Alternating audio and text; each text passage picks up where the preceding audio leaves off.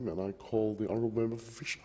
Thank you, Mr Deputy Speaker. And before I start, I'd like to acknowledge and join with the remarks from the member for Wills and acknowledge his unique service to his country that he provided, which I think was quite exceptional and should also be recognised, along with the members of all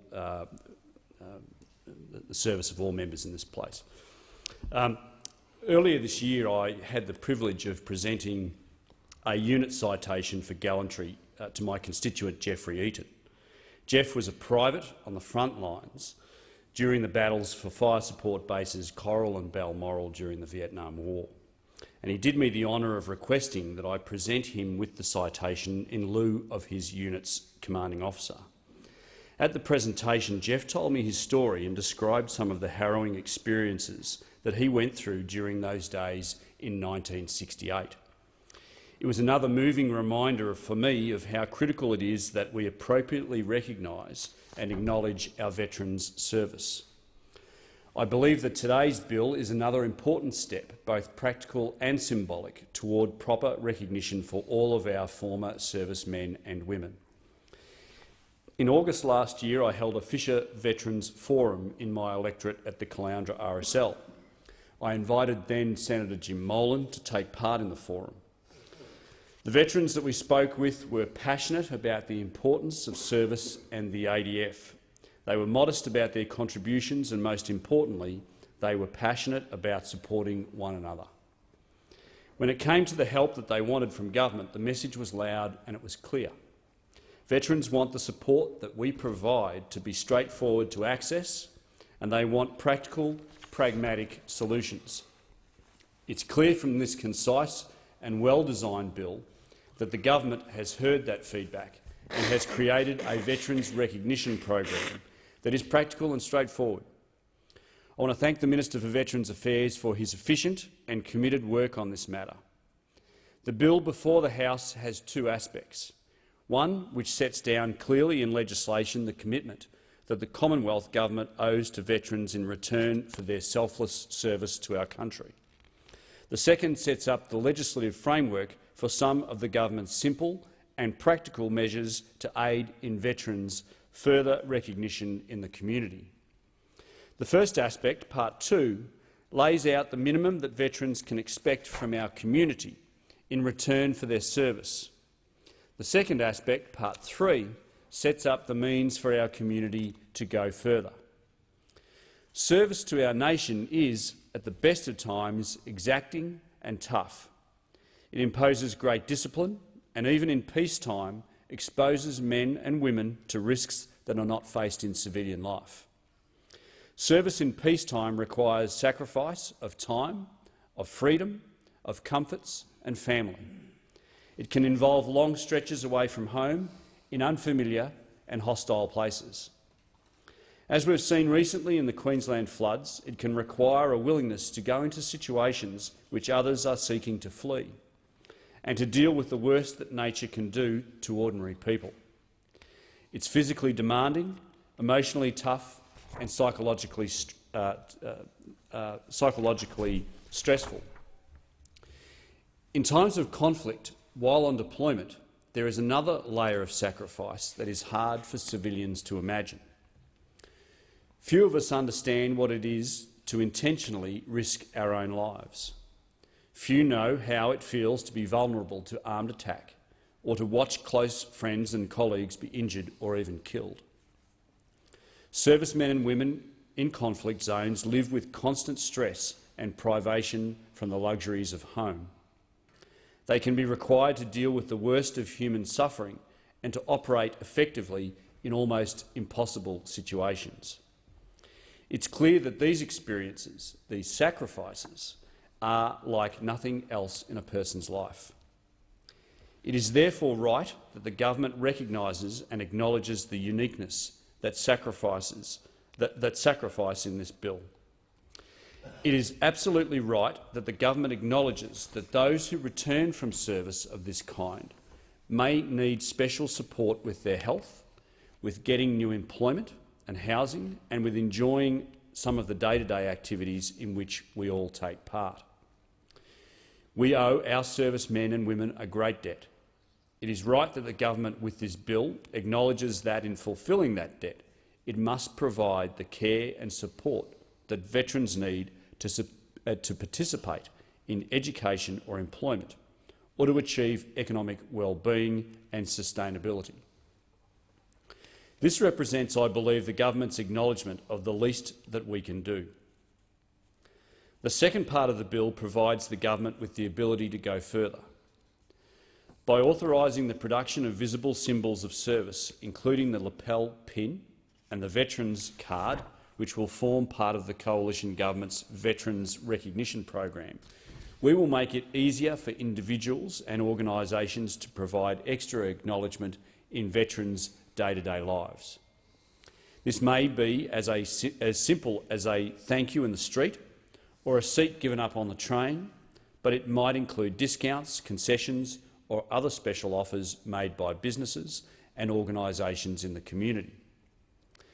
With the proposed covenant, a uniquely Australian oath in its unpretentious simplicity, this bill also provides a means for all of us to buy into these same commitments. Alongside our government, alongside businesses and community groups, the covenant gives ordinary Australians the opportunity to give thanks and to acknowledge the debt we all owe to our servicemen and women.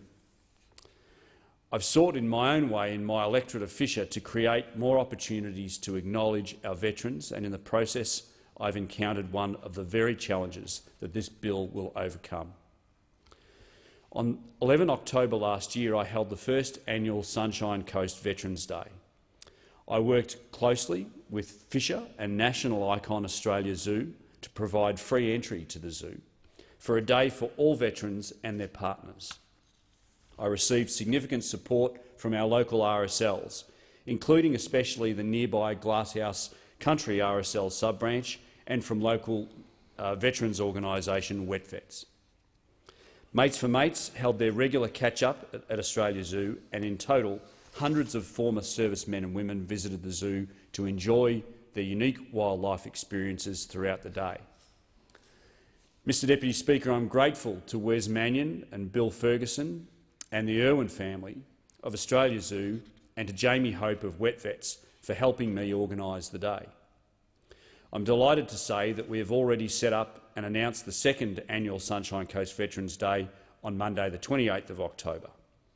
This year, the Minister for Veterans Affairs himself will be joining us on the day to share the experience and chat to our servicemen and women, past and present. Once again, I want to thank the Zoo, our local RSLs, and especially Brian Macon and Wendy and Dave Seabrick and Nick Shelley of the Glasshouse Country RSL sub-branch for helping me to promote the event. I'll be having a stall at the zoo. I'd encourage current and former servicemen and women, whether they live on the Sunshine Coast or not, to come along, enjoy the zoo's terrific experiences for free and pop by my stand and say hello. The Sunshine Coast Veterans Day has received terrific goodwill and support from everyone involved, but we've faced challenges in putting it together. Perhaps the most important has been appropriately identifying veterans. Without a universal identification card, it's been difficult to create a clear and appropriate means of confirming their status. We had no desire to challenge veterans or to grill them on their service, nor did we want any confusion among the zoo's many ticket desk workers as to eligibility for the scheme. In the end, last year, it was necessary to trust to common sense and to the community's goodwill. The provision in the bill before us today for a single, clearly marked veterans card will make this process significantly easier for everyone in future years. The veterans card, the veterans covenant and the lapel pin are simple, practical and timely measures that will enable our community and local businesses to get behind the recognition of veterans and easily offer them the thanks that they deserve. I urge them to do just that. Before I close, I want to acknowledge once again the work of my constituent Graham Mickelberg and his son, the hard-working state member for Buderim, Brent Mickelberg. Graham and Brent both served in the Australian Army and have been tireless proponents of greater recognition for veterans for many years. Brent has consistently highlighted the challenges of transition for recent veterans and has spoken movingly in the Queensland Parliament about the post-traumatic stress disorder, which made his own return to civilian life so very difficult. Graham is a passionate man whose insistence and tenacious advocacy is impossible to ignore. After 40 years of service as an infantry officer at home and overseas, he is as knowledgeable as he is determined, and he deserves a great deal of credit for helping to bring about the bill before us today. As far back as May 2013, he wrote in the Sunshine Coast's Hinterland Times that Australia would be well served to consider a military covenant that recognises the unique nature of military service and enhances the respect accorded to Defence Force members and veterans. Since then, both Graham and Brent have joined me in Canberra to meet with the Minister for Veterans Affairs and have been a very active part of supporting the development of this Veterans Recognition Program. I know that Graham and Brent will be very happy to see this bill making progress today, and I want to thank them for their hard work on behalf of veterans on the Sunshine Coast and all over Australia. On behalf of everyone here today, in this place, I'd like to honour all of those on the Sunshine Coast and all over Australia who serve or who have served in our nation's armed forces. We thank you for your service, and we remember their families who have lived with separation and often with fear of what may come. This bill contains not only a landmark acknowledgement on behalf of the government of our responsibility to honour that service, but practical steps to help our community to go further. In the words of the new Australian Defence Veterans Covenant, for what they have done, this we will do, and I commend the bill to the House. The question is that this